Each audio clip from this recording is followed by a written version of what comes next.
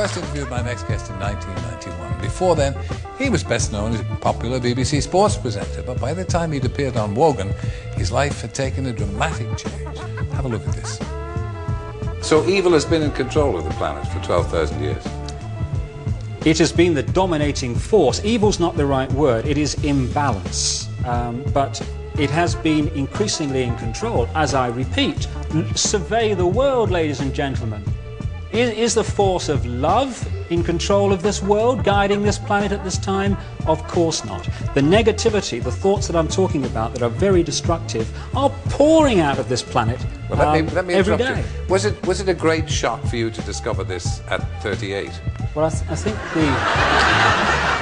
the word is gobsmacked. But again, you know, the best way of removing negativity is to laugh and be joyous. So I'm delighted that there's so much laughter in the audience tonight. But no, it's but just let me say this. They're laughing at you. They're not laughing with you. Fine.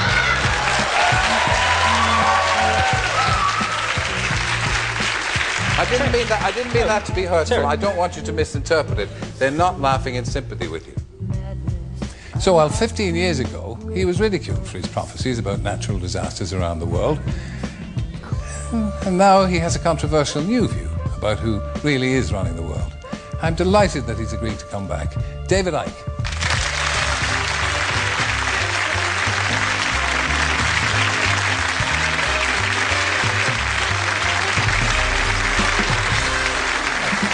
Thank you, no problem.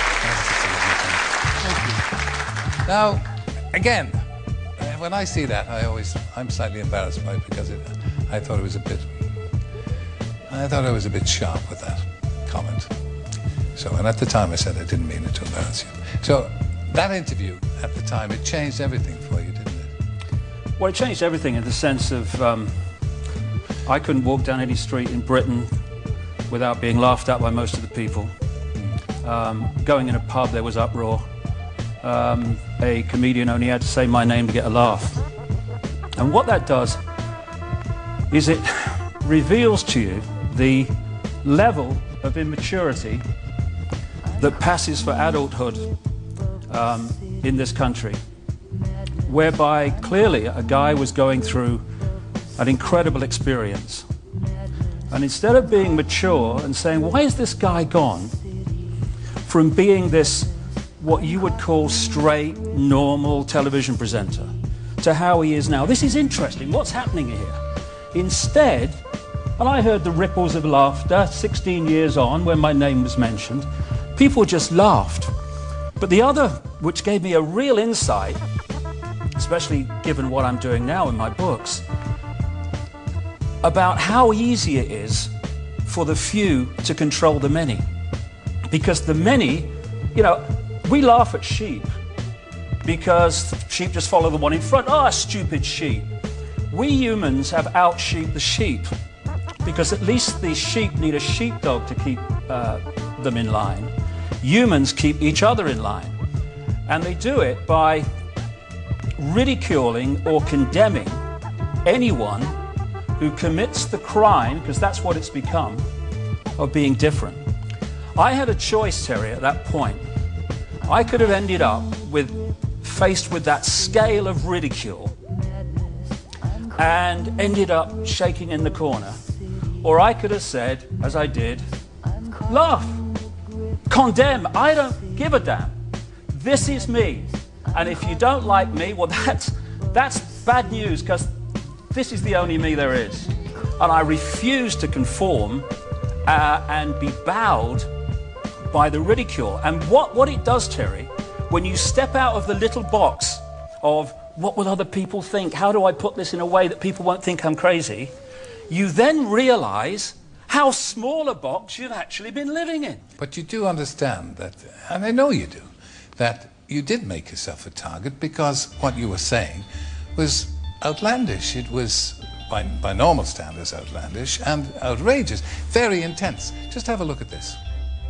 What about eruption? When may we expect tidal waves, eruptions, earthquakes? Well, Because of the nature of the way the Earth has been treated over a long period of time, a tremendous amount of energy has built up within the Earth that cannot get out. If it doesn't get out, bang. So this is going to be released in a controlled manner, as controlled as possible, through earthquakes, through volcanoes and such like. If they don't happen, this is not punishment. If they don't happen, there is no Earth. You see, you're still obviously bitter about people's rejection of your ideas. No, absolutely not. What I am is frustrated at watching Orwell's 1984 unfold in front of our eyes by the day, while people focus on who shot Phil Mitchell. That is frustrating, because my children and your children, thank you, are going to have to live, indeed, in the timescale, so are we, because we're living in it now, when the most basics of freedoms are being taken away. Yeah, and this is happening all over the world, and it's coordinated. Now, if people want to think that that's all happening by accident, please be my guest. I don't give a damn. But who is? But the evidence is that it's not. Eh? If it's controlled, it's not happening by accident. Who is controlling people or trying to control them? Well, there is a network of families that you can take back to the ancient world, to places like Babylon, Sumer, which is now Iraq. You can chart them through to Rome, where they were responsible for the Roman Empire and the creation of the Roman Church. God save us from religion, by the way. And then they came up into Europe to become the European aristocracy and royal families. Then through the great empires of Europe, especially the British Empire, but others too, these family bloodlines and the secret society network through which they manipulate themselves into power were exported all over the world.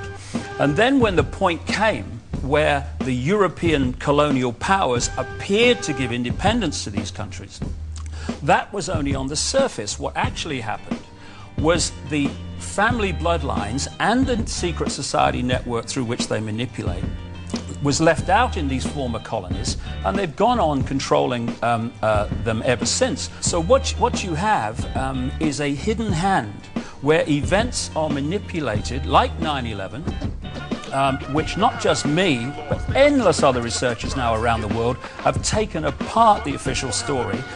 It insults the intelligence of a 10-year-old. And you have a hidden hand manipulating events, and the whole goal of it is centralization of power to the point where humans are little more than controlled clones. Who is the hidden hand? I mean, who are these hidden hands? This network of families I'm talking about. You find that people that are in positions of apparent power, like prime ministers and presidents, are actually puppets of the real power, which doesn't put itself on public display. Why would it? I mean, does anyone really think that George W. Bush is running America? He probably couldn't tie his shoelaces, never mind run a country. Let me tell you this. Tell me about the project for the new American century.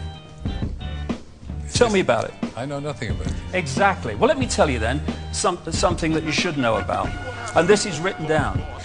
In the 1990s, an organization was created in America called the Project for the New American Century.